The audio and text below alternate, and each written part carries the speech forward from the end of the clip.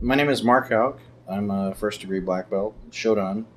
I've been involved with judo for probably 14 years. We're here in Springfield, Missouri, the third largest city in the state, and there is no really established presence for judo here. And this work on our part, a number of us that have come together, has been a number of years in the making, probably 7 years in the making.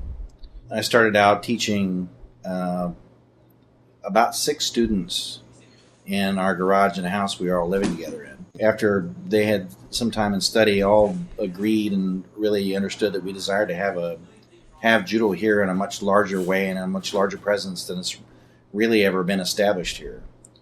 So, in light of that, my nephew Jonathan, who really had an affinity for judo and loved it, and really it had a tremendous impact on his life, I sent him to Columbia, Missouri, to study under Randy Russell, who is the head judoka in our state, and to finish his training under Randy and to get some grounding in terms of the more traditional aspects of judo, which was more difficult to teach under the circumstances we had at the time.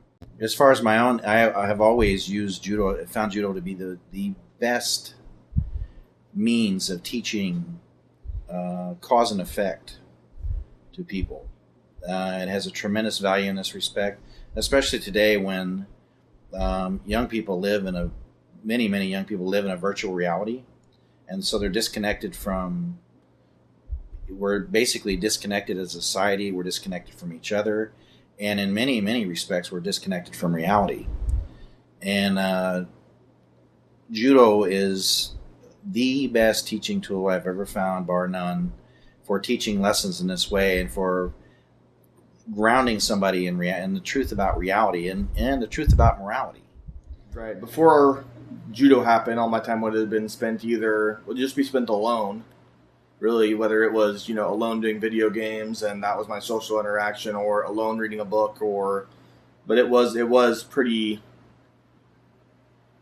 alone. It was harder to, I didn't have a way to relate to other people really back then. And so I would keep to myself more than be involved with other people. And the relationships I did have would break down or fall apart because I couldn't deal with them in the right ways. They're just things I couldn't comprehend. Well, a friend came and he was living with us, and we were kind of beginning to work out together a little bit. And I think we had gone out for a run one day. I don't remember. Maybe it was we had gone for a run, and then we came back and we were wrestling around. And I ended up, I guess, hitting him in the nose when we were wrestling, and his nose started to bleed. And instead of being compassionate and sincere with him, I was like, suck it up, stop being a baby about it and whatever. And it kind of ended up really hurting my relationship with him because I didn't have any sense of just how to deal with people. I mean, you hurt someone, you knock someone in the nose, you hit someone in the face, you should be sincere, be like, hey, dude, I'm so sorry. I didn't mean to, whatever. Make sure they're okay and take care of them because they're someone you care about. And I didn't really have that back then. When I first got involved with judo, the thing that I found very interesting was the things I would read by its founders and the men in the early days that talked about how judo teaches morality. And initially, I had my own children involved in it. And initially I was like, well, if you're relying on this martial sport to teach your children about morality, you're missing the boat. Well, that's what I thought initially. As time progressed and in my own study, because I was a very, very serious student, and my own study reflected the truth of that statement. I was extremely disrespectful, and I wasn't intending to be disrespectful ever. I never had the intention of, I'm going to disrespect you. I just didn't know what respect was.